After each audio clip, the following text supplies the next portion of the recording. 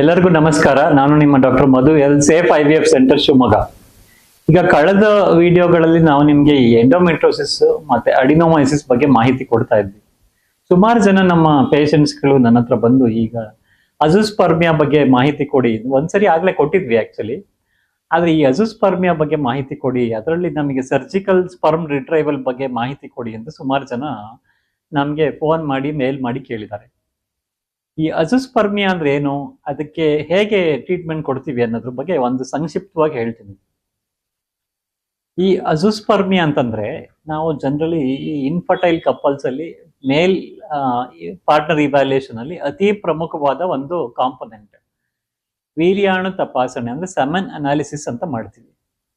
ಈ ಸೆಮನ್ ಅನಾಲಿಸಿಸ್ ಅಲ್ಲಿ ಯಾವುದೇ ವೀರ್ಯಾಣುಗಳು ಕಂಡು ಬರ್ದಲೇ ಇದ್ರೆ ಅದಕ್ಕೆ ಅಜೂಸ್ಪರ್ಮಿಯಾ ಅಂತ ಕರಿತೀವಿ. ಏನ್ ಮಾಡ್ತೀವಿ ನಾವು ಅವಾಗ ಅಂತಂದ್ರೆ ಅವರ ಆಬ್ಸ್ಟಿನೆನ್ಸ್ ಹಿಸ್ಟ್ರಿ ಕರೆಕ್ಟ್ ಆಗಿದೆಯಾ ಅಂತ ಕೇಳ್ತೀವಿ. ಅಂದ್ರೆ ಅವರು ಗಂಡ ಹೆಂಡತಿ ಸೇರ್ದಲ್ಲೇ ಕರೆಕ್ಟ್, ನಾವು generally 2 to 7 days of abstinence ಅಂತ ಕೇಳ್ತೀವಿ. ಅದಕ್ಕೆ ಕರೆಕ್ಟ್ ಆಗಿದೆಯಾ ಅಂತ ಒಂದು ವಿಚಾರಿಸ್ತೀವಿ.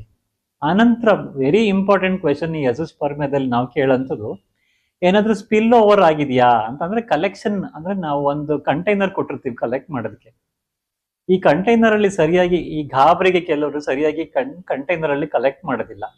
ಸೊ ಹಾಗಾಗಿ ಅದೇನಾದ್ರು ಸ್ಪಿಲ್ ಓವರ್ ಆಗಿದೆಯಾ ಅಂತ ಕೇಳ್ತೀವಿ. ಇದು ಇದು ಮೋಸ್ಟ್ ಕಾಮನ್ ಕಾಸಸ್. ಕೆಲವು ಸರಿ ಏನಾಗುತ್ತೆ, ಕೆಲವರು ತುಂಬಾ ಈ ಯಾವಾಗ್ಲೂ ಮಾಸ್ಟರ್ಬೇಷನ್ ಮಾಡಿ ಹಸ್ತಮೈಥುನ ಮಾಡ್ಕೊಂಡು ಗೊತ್ತಿದ್ದಲೇ ಇರೋರು ಸಾಕಷ್ಟು ಸರಿ ಬರ್ತಾರೆ ನಮ್ಮ ಹತ್ರ. ಹಾಗಾಗಿ ಇದೆಲ್ಲ ತುಂಬಾ ಕಾಮನ್ ಪ್ರಾಬ್ಲಮ್ಸ್.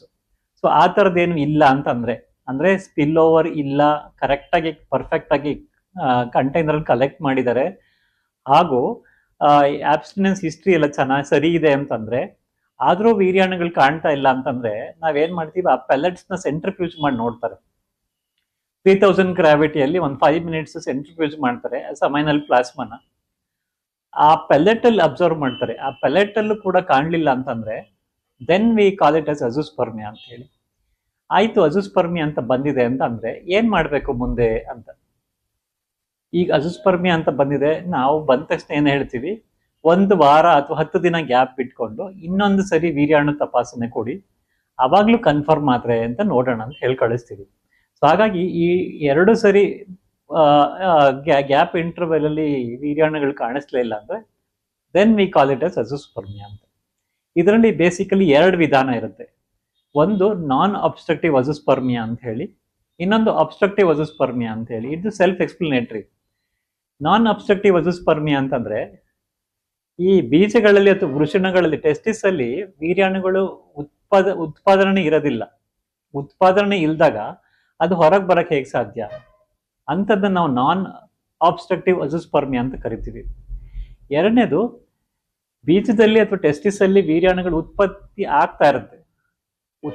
ಆಗ್ತಾ ಇದೆ, ಆದ್ರೆ ಅದು ದೇಹದಿಂದ ಹೊರಗೆ ಬರ್ತಿರೋದಿಲ್ಲ. ಇಂಥದ್ನ ಅಬ್ಸ್ಟ್ರಕ್ಟಿವ್ ಅಜೂಸ್ಪರ್ಮಿಯಾ ಅಂತ ಕರಿತೀವಿ. ಸೊ ಇದನ್ನ ಹೇಗೆ ಗೊತ್ತಾಗತ್ತೆ ಸರ್ ನಮ್ಗೆ, ಇದು ಎರಡಕ್ಕೂ ಹೇಗೆ ಡಿಫ್ರೆನ್ಸಸ್ ಗೊತ್ತಾಗತ್ತೆ ಅಂತ. ದ ಫಸ್ಟ್ ಕಾಂಪೊನೆಂಟ್ ಅಜೂಸ್ಪರ್ಮಿಯಾ ಅಂತ ಬಂದಾಗ ನಾವು ಕ್ಲಿನಿಕಲ್ ಎಕ್ಸಾಮಿನೇಷನ್ ಮಾಡ್ತೀವಿ. ಕ್ಲಿನಿಕಲ್ ಎಕ್ಸಾಮಿನೇಷನ್ ಅಲ್ಲಿ ಹೆಡ್ ಟು ಟೋ ಎಕ್ಸಾಮಿನೇಷನ್ ಮಾಡ್ತೀವಿ. ಅವರ ಹೈಟು, ಬಾಡಿ ಮಾಸ್ ಇಂಡೆಕ್ಸ್ ಎಲ್ಲ ನೋಡ್ತೀವಿ.